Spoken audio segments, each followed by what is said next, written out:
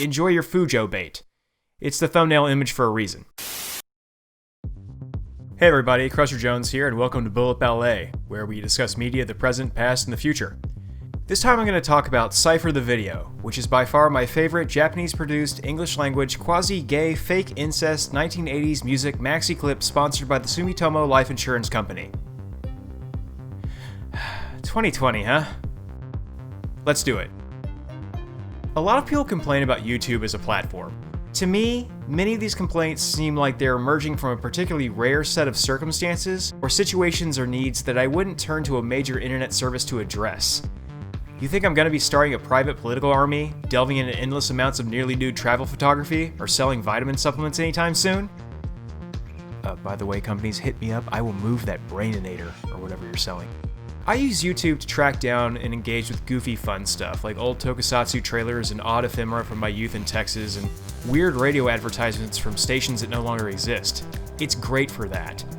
Recently, some saint dropped a rocking Laserdisc rip of an old OVA from 1989 called Cipher the Video, a very loose adaptation of a comic by Minako Narita, which Yale PhD Kenny Lauderdale rightfully described as the most 80s anime ever made.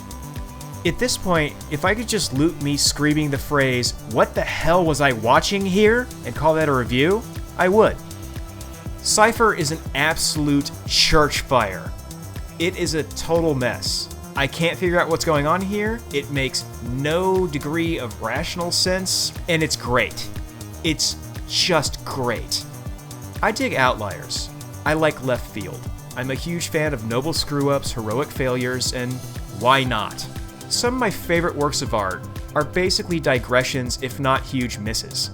For me, that's the stuff worthy of further analysis, if only because those were the roads that people decided, yeah, that didn't work for me, let's not go down there anymore. I'm interested in people's willingness to shuffle down those paths, even momentarily. On the other hand, I understand how people can be uninterested in these digressions. I mean, who's gonna look at Cormac McCarthy's body of work and say, yeah, Blood Meridian's the most harrowing and horrifying story of Western expansion you'll ever read, especially in terms of moral costs, but have you seen the Counselor movie he wrote? That's the one you need! If they do, make sure they don't have access to heavy machinery or major financial resources. But again, there's something about the discreet appeal of weird 1980s bubble-era productions that makes Cipher the Video a winner. And hey, it's 24 minutes. You could have an allergy attack that lasts longer. Although I really hope you don't, especially right now.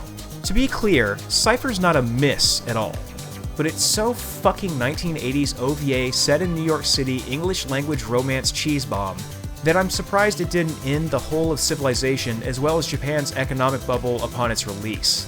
They really broke the mold here with this one, and we're better off for it. But be warned, you're signing up for an awful Phil Collins cover to start things off with, before you can start laughing at all the aesthetic stuff.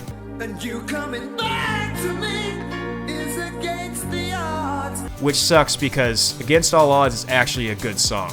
Yeah, I'm an apologist for Phil Collins. Fight me. Don't fight me. Reviewing Cipher is difficult for two reasons. The first is because it seems complicated, which is why I'm only going to give it a brief introduction story-wise, since it's almost more of a tone piece than anything else. The second is because you have to talk about what it's not, which is typically a bass-ackwards annoyance. It's not a video version of the story you find in the comic, which is about two identical twin boys who share a public-facing persona, and a girl who befriends him/them, and will apparently find out their secret if she can figure out who is who by way of sight. No, Cipher is more of a wink-nudge take on that, a transmedia production well before the age of Henry Jenkins, which explores the world the characters, I don't quite know how to phrase that because it's so many people, inhabit. In it, Shiva, the twin persona, is an actor being interviewed as part of a television program, among other things. This is why I mentioned that tone piece thing earlier, because it sort of floats in and out of this interview mode. And it's an intriguing framing device. It works well, and it keeps you guessing and thinking without exhausting its novelty. But damned if it doesn't have some hilariously funny moments and some incredibly bad voice acting, which I'll get back to later. Oh, and they kiss in it, but of course they don't get into why that happened because why would they? Just enjoy your Fujo bait. It's the thumbnail image for a reason. There's some actual emotional resonance here, despite the MTV aesthetic the producers were going for. It's not life-changing, but it's there. One reason it's there is, in part, retroactively introduced due to a shift in cultural context. The international political situation changed over time. Obviously, the prominently featured World Trade Center buildings are no longer there, so you do get a different feeling looking at these images now than you might have, say, in 1989, 1995, or the year 2000. Art doesn't live in a bubble. I also think it's interesting that in the post-Japan fetish era, where we all know at least one functioning weeb, yeah, guilty as charged, this OVA could be interpreted as a slice of the exotic West. Cultural turnabout is fair play here. This is a show about people living exotic lives in an exotic place in an exotic Western setting. Credit where credit's due. That's a novel twist. From a conceptual standpoint, I think people who've seen a lot of student films can spot the shortcuts, but still appreciate how director Sunio Tominaga did an admirable job of cutting corners and delivering a memorable production, despite what seemed like some pretty damn limiting constraints. He does solid work. Would you consider it the pinnacle of 1980s OVA production and set it next to Gunbuster? Nope. But that's a completely different conversation. And it's fun! This is a really fun way to spend 24 minutes. I guarantee you'll groan or howl at least 3 or 4 times. The rest of the disc is a production report, and despite the fact that they didn't seem to mic the key production staff, which is in keeping with their screw the important part of the audio decision-making ethos, it's fairly interesting, especially when narrator Jay Kabira big ups himself. Now, in case you think I've gone too easy on Cipher or sung its praises too readily, oh boy. Does the voice acting have problems? Huge problems. Massive problems. Holy hell problems. And by that I mean one voice actor has problems. Unfortunately, it happens to be the guy who plays the main character, or at least the main persona. Everybody else, totally competent. But for real, the aforementioned Jay Kabira and Okinawan dropped so many clams here that I feel compelled to bring it up. And have you heard my voice? I sound like I'm eating an oatmeal, Snickers, tar, and peanut butter sandwich at my absolute clearest. Seriously, check it. Well, since I'm good at acting in ordinary life, like an Academy winner. There's so many garbled lines that you'll find yourself going, what the hell? Constantly. Again. I'll leave it up to your imagination as to if I'm as serious-minded, yet exciting as he is. And yet, it works. How? I can't help but be charmed by this. Even when Cipher the video fails, it succeeds. Even when it sucks, it rules. Since I praised departures at the beginning of this video, allow me to end on one. The entire reason I got into comics, anime, and manga in the late 80s and early 90s was because it was the stuff that was considered odd and goofy in smoke-filled, dingy comic book shops and convention halls, which weren't exactly filled with popularity contest winners in the first place. Red-blooded Johnny superhero fans wouldn't even sneeze at this stuff, despite publishers and licensors moving enough to warrant attention and the awesome art and pulp aesthetics. Area 88, which has a way better anime adaptation and is still respected but nowhere near as much as it should be, was definitely a part of that.